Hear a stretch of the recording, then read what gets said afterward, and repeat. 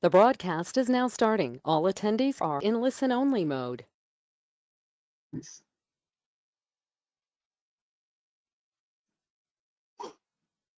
Hmm. Nice.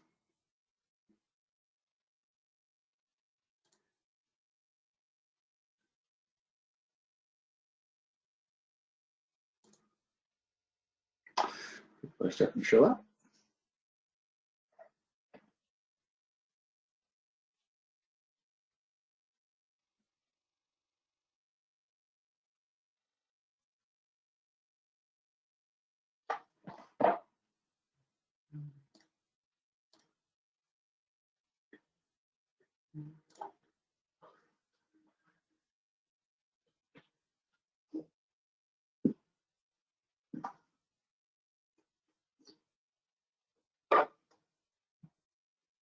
Whoa.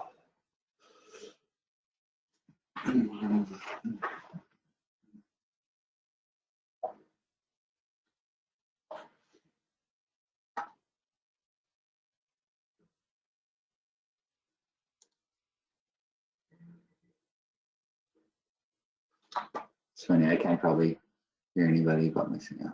Well, pretty much. Good.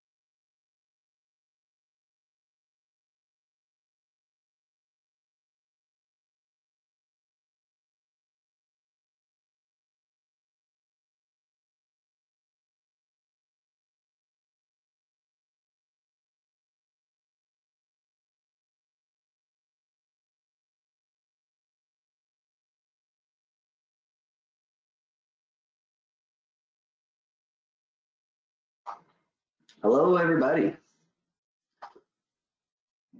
Give it a few minutes for everyone to roll in.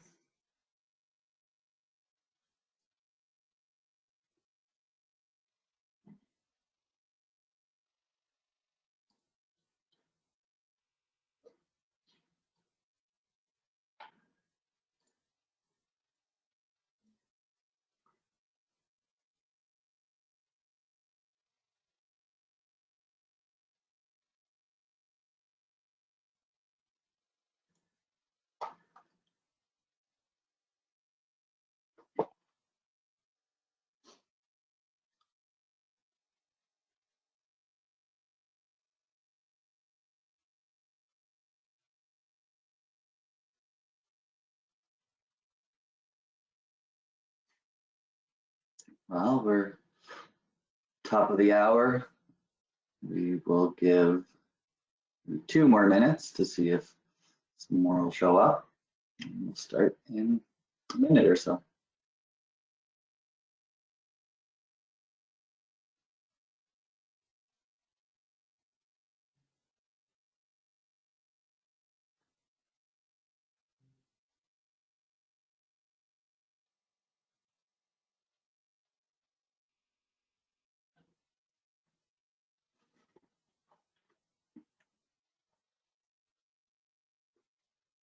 All right. I think people are going to kind of come and go as they please a bit, and that's okay. Welcome to this virtual platform. My name is Jordan Hiddle. I live in Saskatoon, Saskatchewan.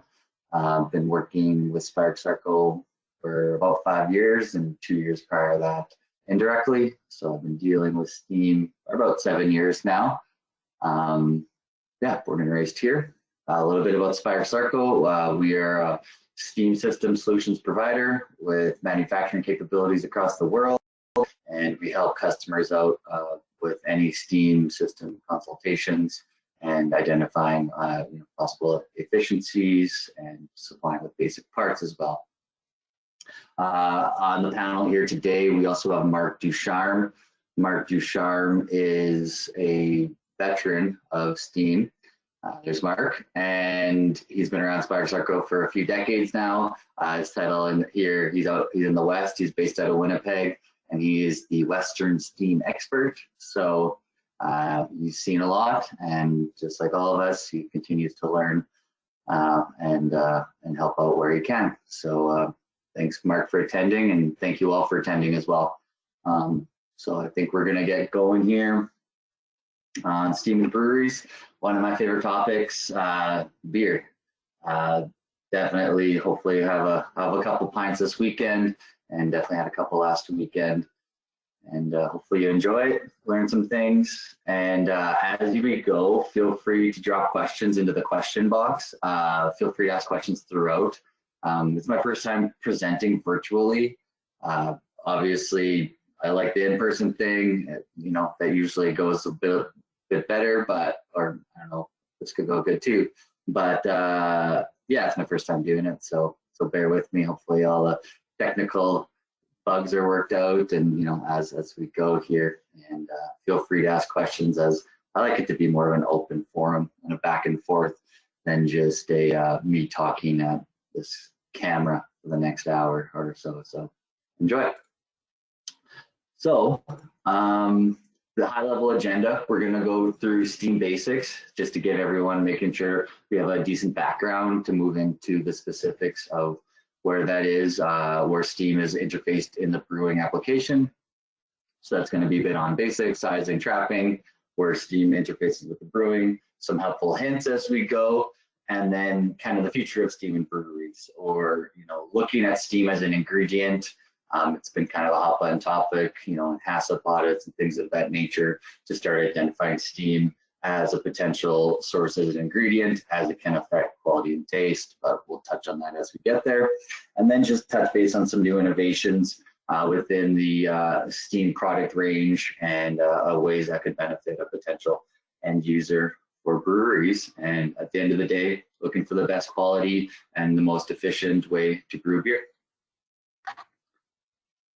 So on this slide here, here's a typical Steam system. So Main thing to remember here is that as steam is produced by a boiler, it's produced at a higher pressure. And then as it's being used throughout the process, steam is then condensed back into water. As the steam gets condensed into water, it drops pressure. So therefore, the main thing to remember here is that steam is drawn. It is always drawn from a higher pressure to a lower pressure. So steam is not pumped, steam is not pushed, steam is drawn. And that's the beautiful thing about steam systems, is that you don't require pumps. It naturally wants to flow from the higher pressure areas to the lower pressure areas. A lot nowadays, there's a lot of talk on hot water heating and how efficient that is as well. And there definitely is a time and place for it. But, I think sometimes people forget the fact that you have to pump it all over versus steam naturally flows that way.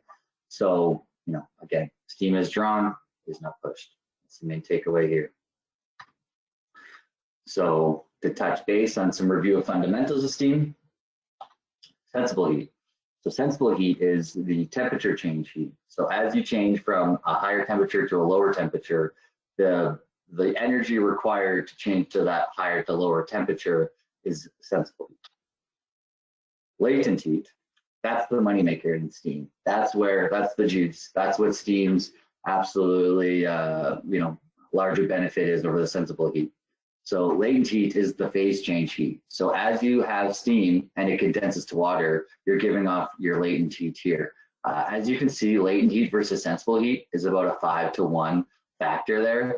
So there is much more heat when you're using latent heat versus sensible heat. So again, on the hot water versus steam kind of angle, the latent heat here is always going to be a much, much higher heat than the sensible heat would be in any system.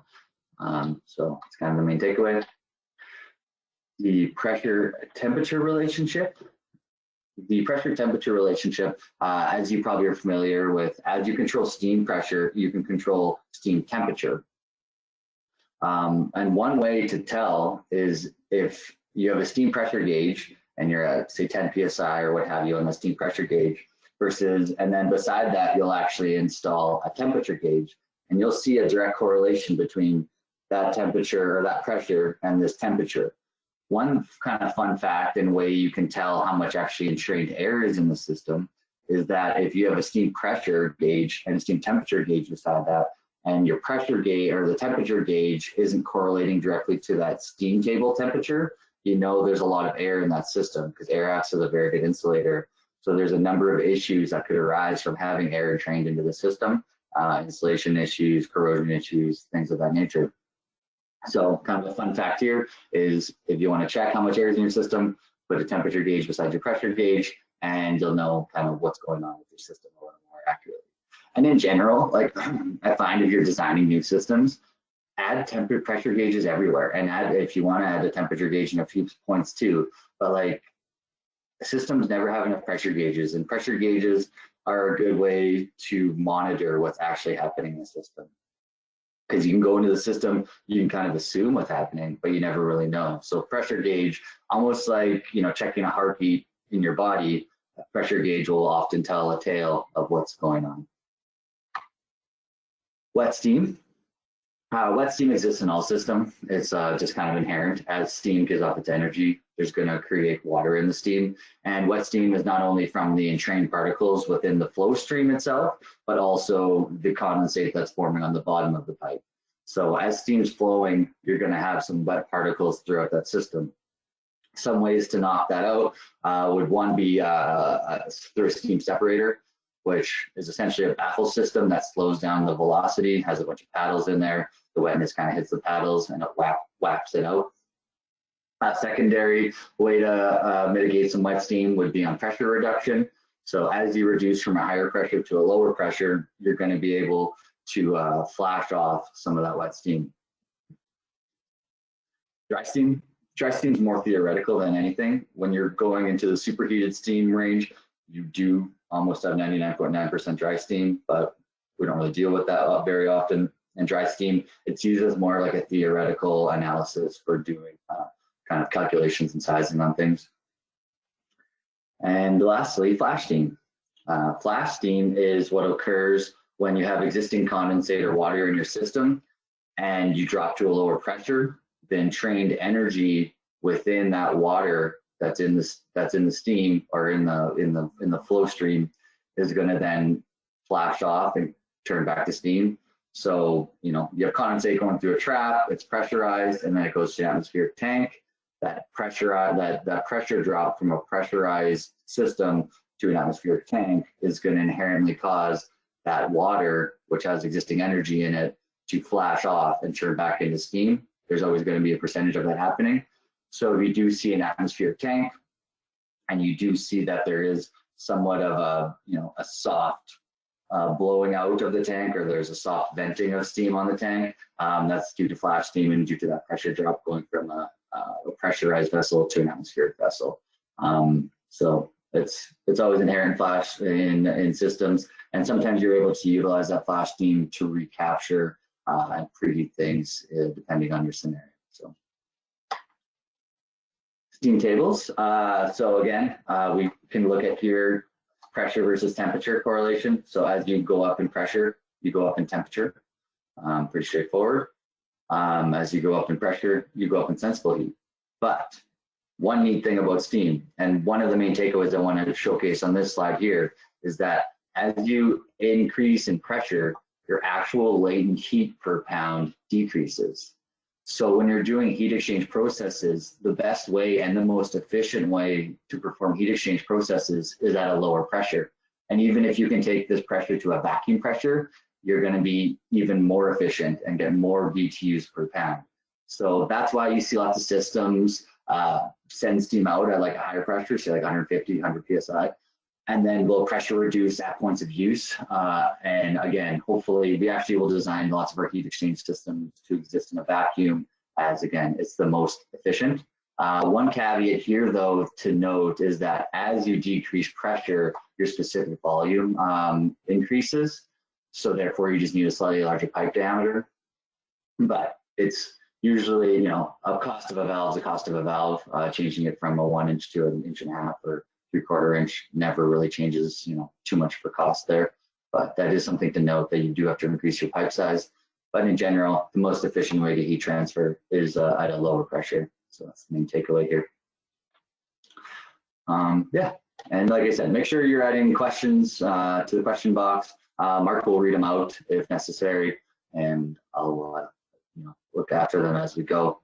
Feel free to interrupt me. I know, just staring at my screen for the next hour, so do what you want.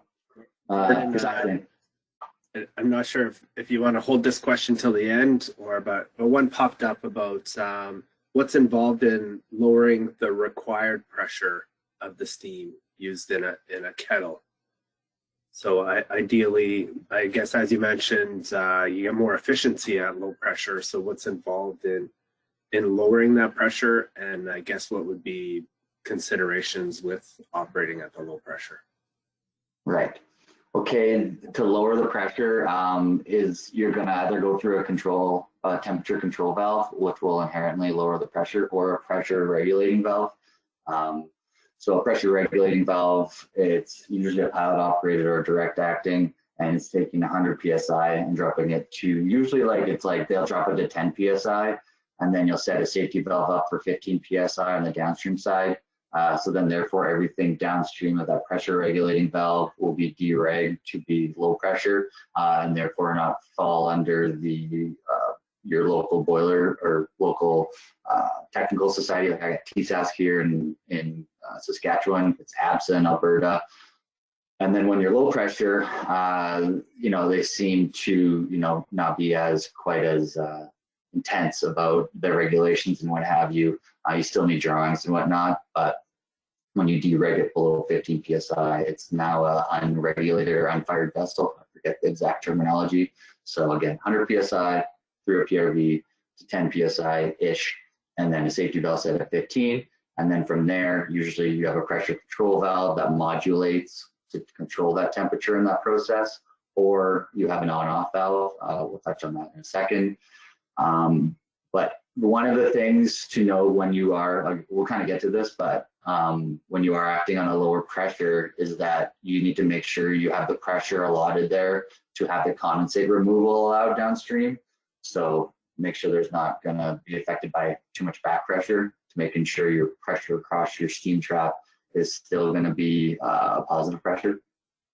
I think I answered that. Yeah, I'll finish up at the end. There's a further question to it, but we may as well continue for now. And okay, yeah, and I might cover it, I guess, as we go, because I'll make sure I guess I got it right here too. Now I got 14 minutes. Yeah, touch on line sizing. Main thing you gotta know, 100 feet per second is approximately what you want to size steam lines for. There is a secondary sizing aspect on pressure drop, but that's generally only if you're doing super long pipe runs that are like kilometers long, or if you have district heating loops like at a university or something. But in general, size everything on about 100 feet per second. This table is pulled out of our red book specifically, a bit of a steam Bible, if you may. I know a lot of designers have it, and you see them all around. They've been around for years. And feel free to reach out to me after if you want any of this material.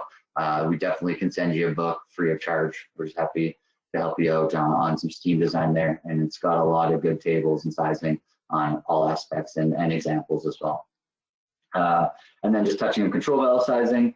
Here again, it'd be a pressure regulating valve and a pressure control valve.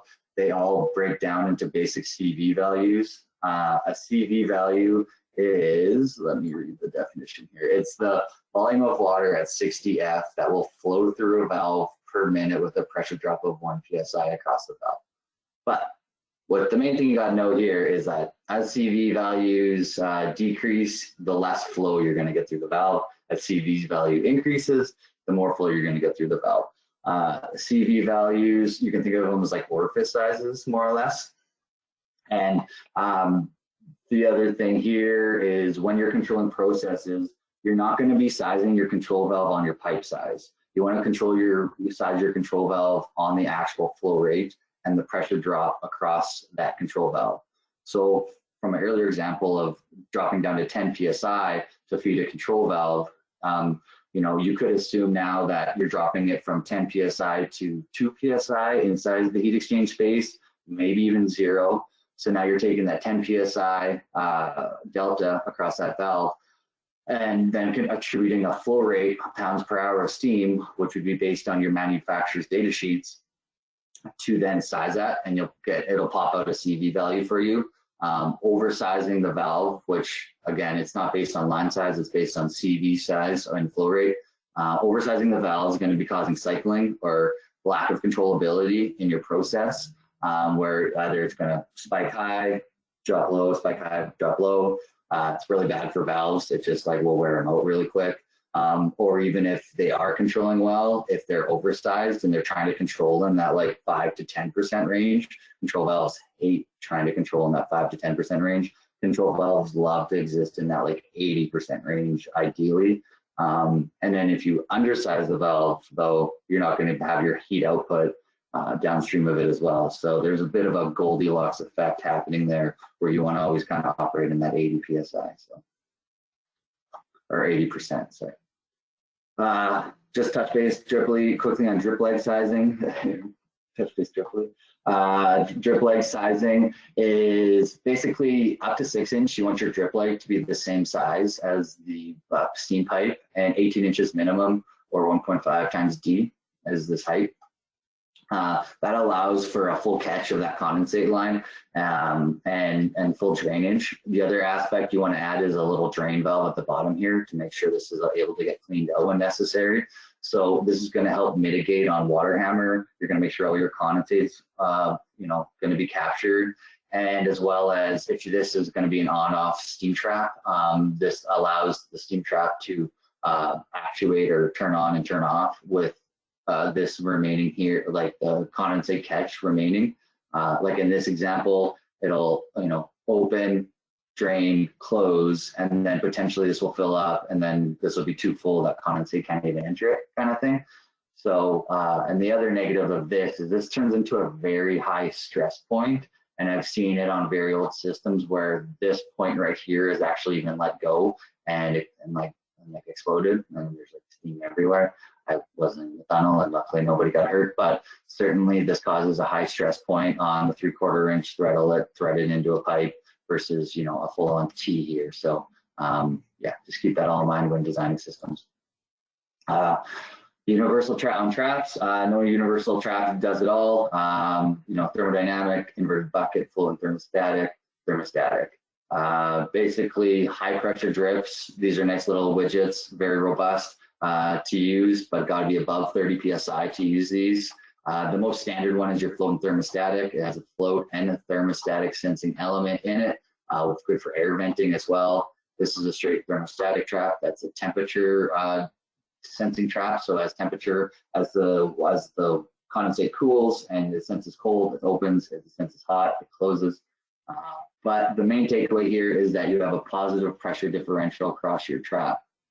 So P1 always needs to be greater than P2 for a flow rate to happen left to right through the trap. If P2 is greater, for example, a lift after the trap, and P1 is, say, 0 or vacuum or whatever the head pressure is on the outlet of that heat exchanger, then therefore that you're not going to have flow across this thing, and then you're going to condensate back up in your system, water hammer, not heat output, various other issues you're going to have. So you always want to make sure you have a positive pressure differential.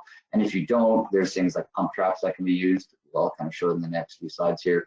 But there's ways to mitigate that. But again, just having a positive pressure differential. And the biggest thing on P2 holding out back P1 usually is a bigger lift after the trap.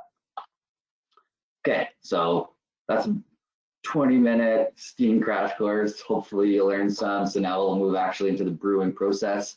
I hope to have this done, you know, in the next 20 minutes or so. So hopefully keep you up anywhere, and we'll have time for questions after. So in the brewing process, Fire Circle deals with breweries across the world. All the big names, you name it, they probably have been involved with them. There's different case studies from across the world. So we do involved with breweries. Us being based out of the UK, they certainly like their beer there. So yeah, everywhere we go, it seems that Spirix and beer are always, you know, doing stuff together. So.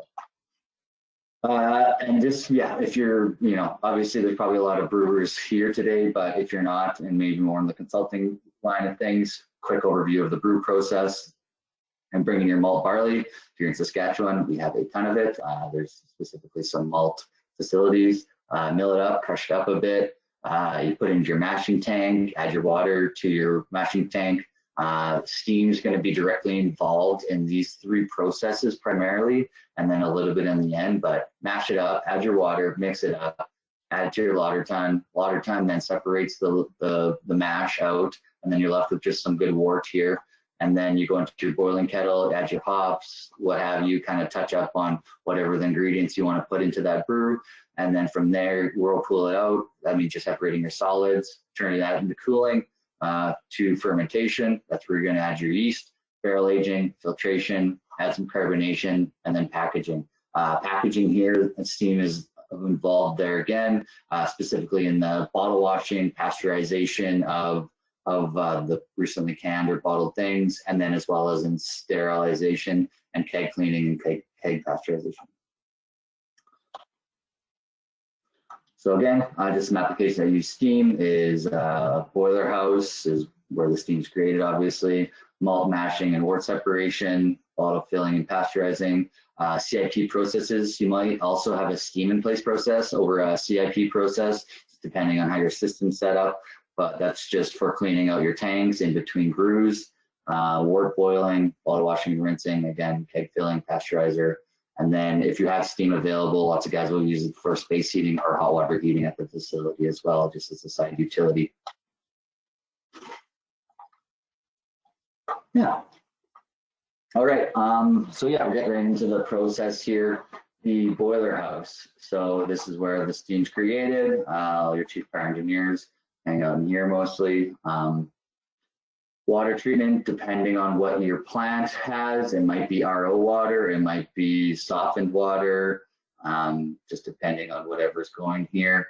Water treatment chemicals, just to touch base on water treatment. I know a few local guys kind of got, you know, when they introduced steam into their system, they had the boiler guys picked out. They, like, you know, sourced a boiler from some are local or what have you, and they kind of concentrate on the boiler aspect. And sometimes the water treatment aspect is a secondary adder to it. But as if you are developing this process, it's always good for the water treatment guy and the boiler guy to kind of talk together and do that more so in parallel versus a boiler and then adding a water treatment guy, as it's always good to kind of make sure they're all aligned. And then you can also design and locate and, you know, making sure everything's looked after in the boiler house appropriately, and making sure your water treatment is going to be there, because it's as important for your selection as your boiler house. Because not only is it going to affect potentially your quality of beer, because if you're adding different water treatments extra to it, you know, it could affect your boiler longevity, a lot of various factors in there. Here, this system has a full-on deaerator. You know, sometimes smaller systems are going to have just a feed tank with potentially a steam injection system in them for preheating. I would recommend that at a minimum. And then as you get into larger systems, deaeration.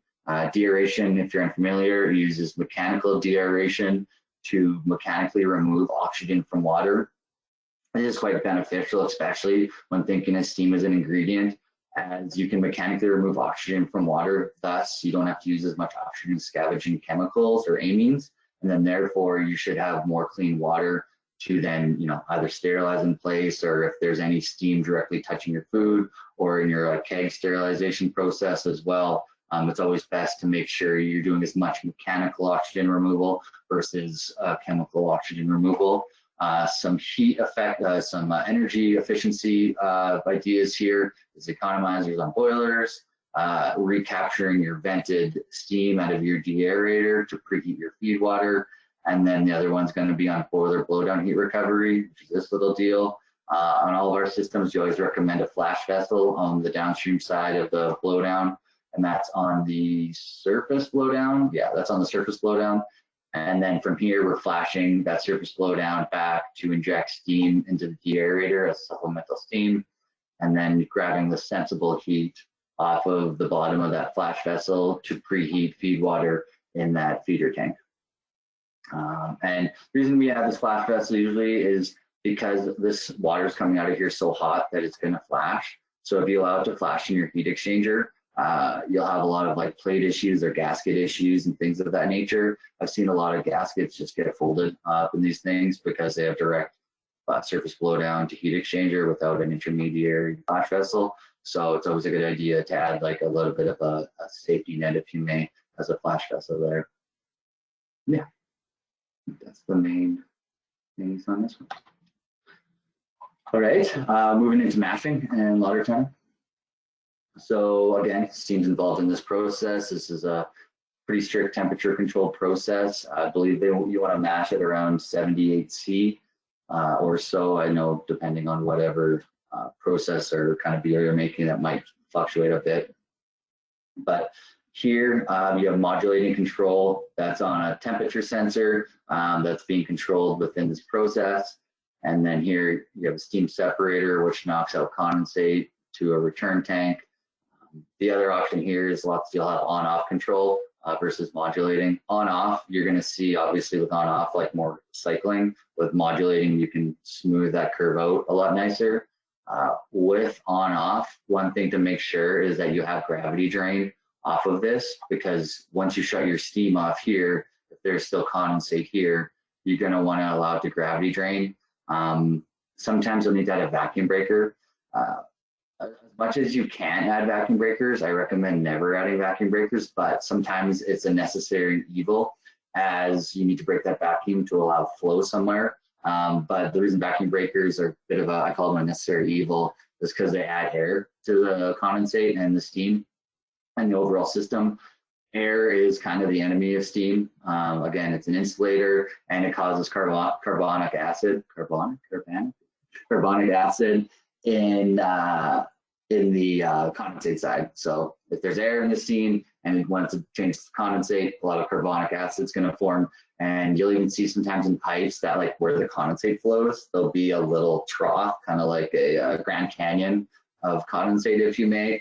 And yeah, you'll see this all because of that carbonic acid just eroding away at that pipe. So If you're going to see corrosion in your steam systems, it's always more or less going to be on your condensate side. This little package unit here mitigates that need for adding vacuum breakers, as what will happen is this head pressure will fill this little pump, and then once this pump fills, it utilizes steam pressure to move the condensate where it needs to go. So that's one of the ways. If your P1 or P2 is less than your P1, you can add one of these deals, and then once this fills up, and you add steam pressure to it and uses steam pressure to push the condensate and overcome P2. Here, from there, you're going from your mash tun to your lauter tun, sending your mash over here, and then you're filtering out your solids into the bottom, and then you're sending your wort to your wort kettle or your boil kettle. There's CIP in here for cleaning. Again, this could be a steam in place versus a CIP out. On both of these, you can recapture vent energy if you're looking into energy efficiencies. So as you're heating this kettle, there's going to be some inherent, I don't know if flashing is the right word, but there is going to be heat going out of your stack. So if you want to add some heat recovery there, you can preheat some feed water to add to your hot water tanks. Here again, same idea, where you're preheating some feed water to add to your hot water tanks. Other one here would be on your condensate return tank. You're going to have inherent flashing going on at this atmospherically vented condensate return tank. So adding a little vent condenser to that condensate return tank is going to be beneficial.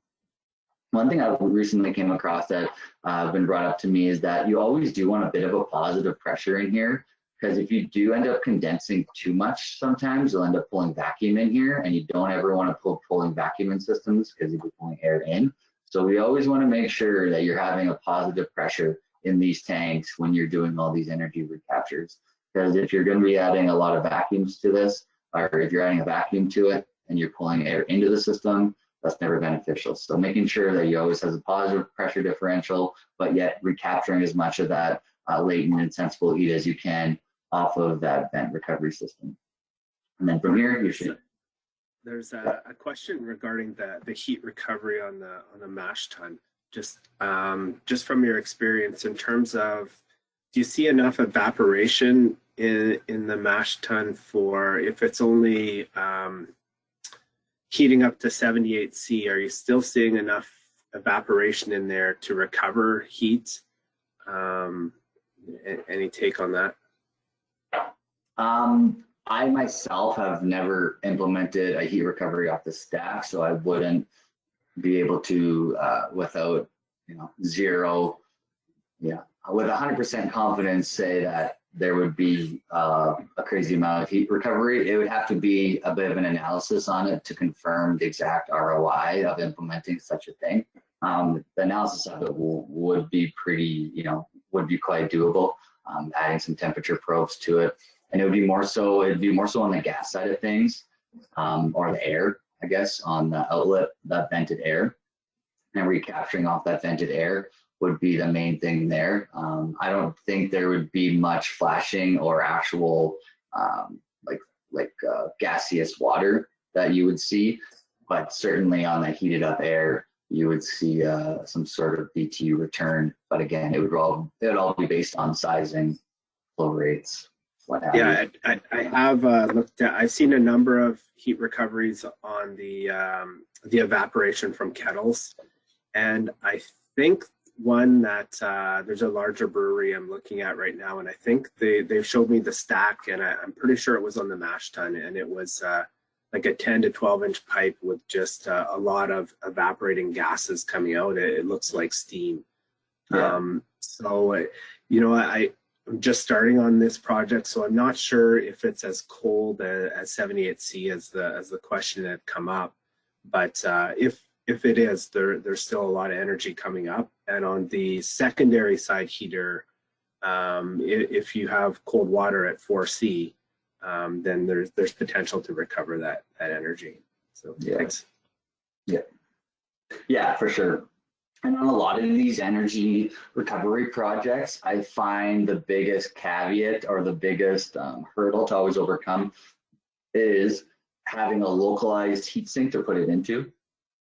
Because if you had to pump water and had a bunch of pipes and you're pumping water from one end of the plant to the other just to recapture some vented off heat, your ROI is done. Like it's not even gonna, it's like, don't even look at it kind of thing. So, but if you have a localized process that you know you can heat up and you can add just like 20 feet of pipe and, you know, hitch it in there, grab that heat and send it back and it's all localized, that's what's up. But if you got to send it all over, it kind of, you know, the ROI is definitely not as attractive as it could be. So yeah. All right.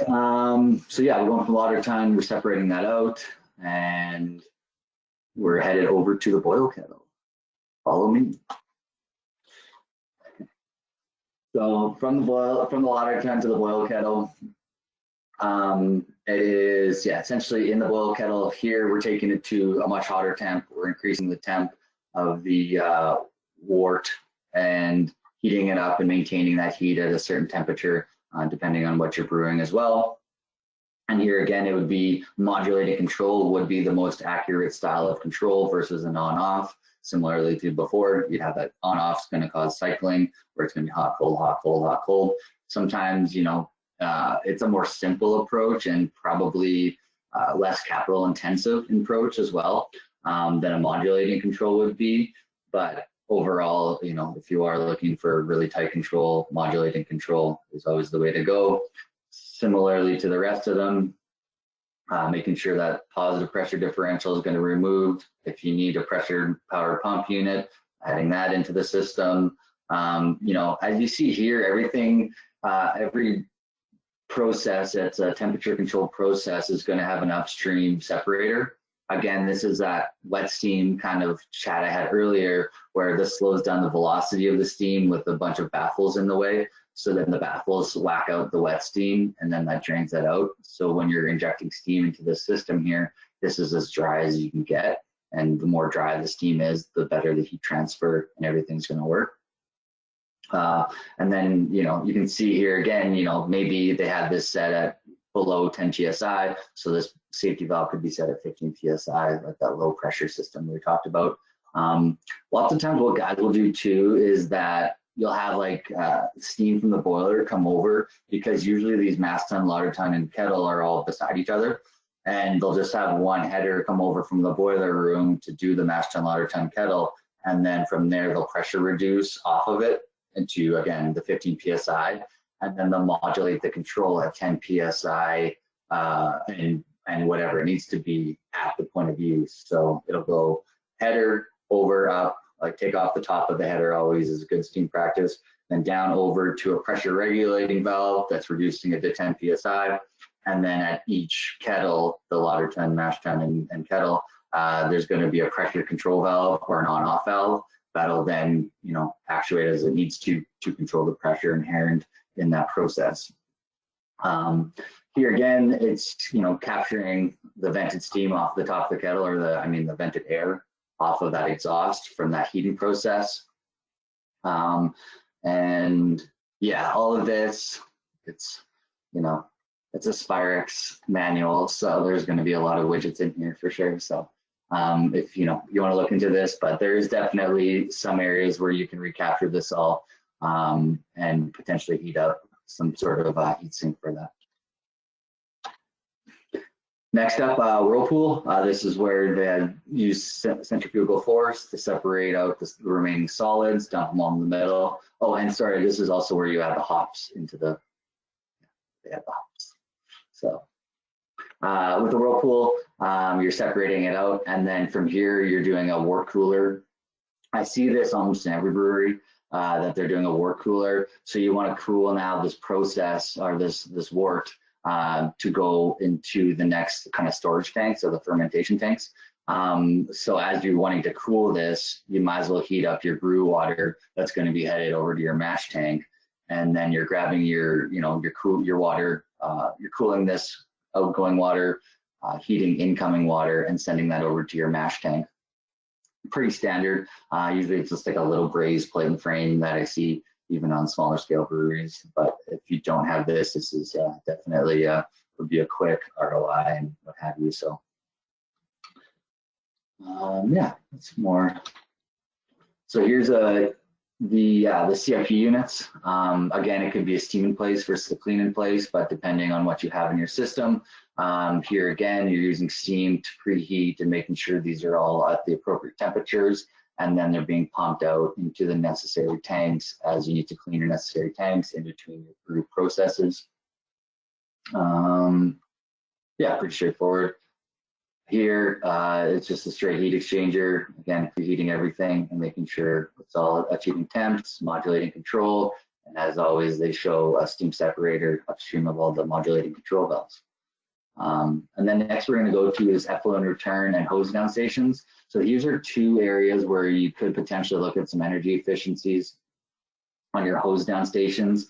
So this effluent sump from CIP units, you're going to end up with a lot of like gunk in there. And in general, anywhere where you're just taking stuff to drain, you could take everything to drain to a hot sump and then recapture that sensible heat off of that hot liquid.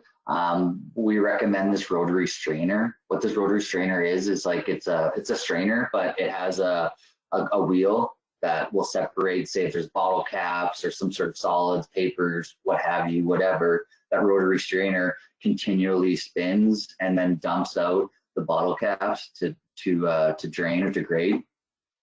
And then what you're doing with that effluent is you're preheating your heated process water, and then that heated process water gets heated up fully and completely to go down to your wash down stations. I think we did a wash down station.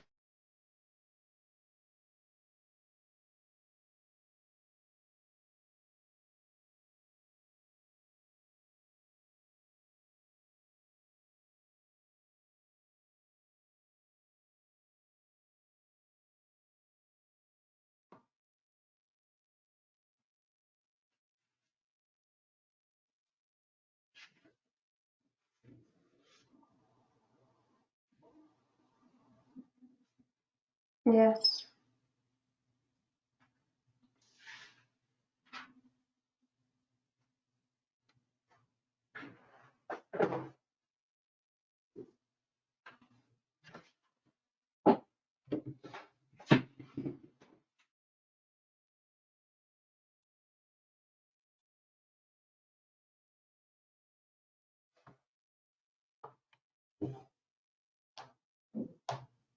Yeah.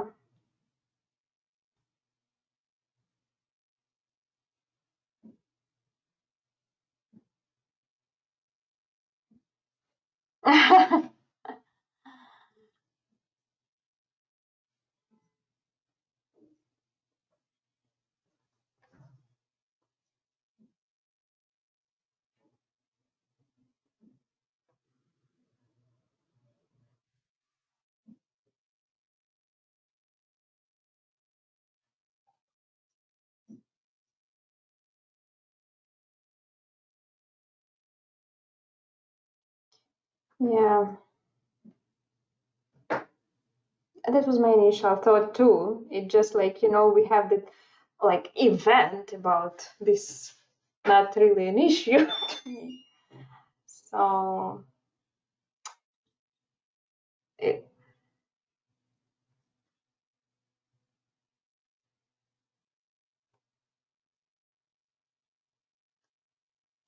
no, actually, because we don't have any start point. You know what I mean? We don't know what is the current time in order to improve it. That,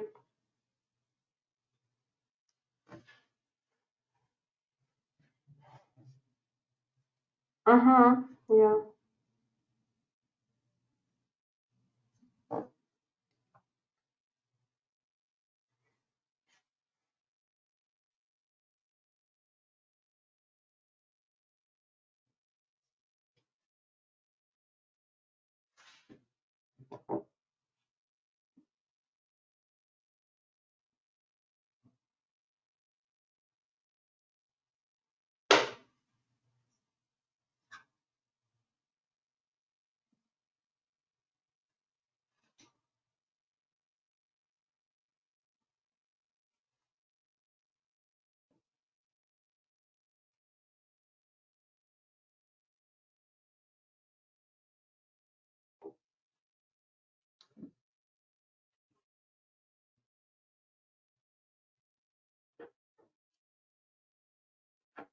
Mm-hmm.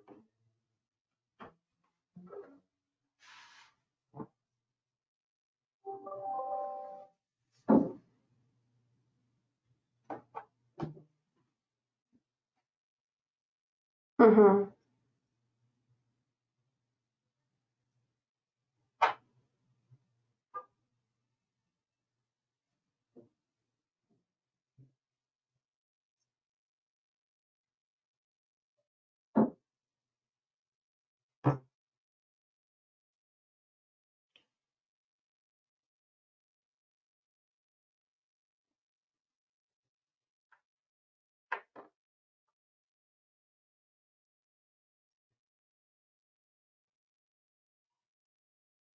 Yeah, just for me to be honest, when we talk about the time to quote, and we talk about the customer relationship and how to delight a customer, etc. But is the fact that the customer receives a quote within 2 hours is a customer delight? You know what I mean? Like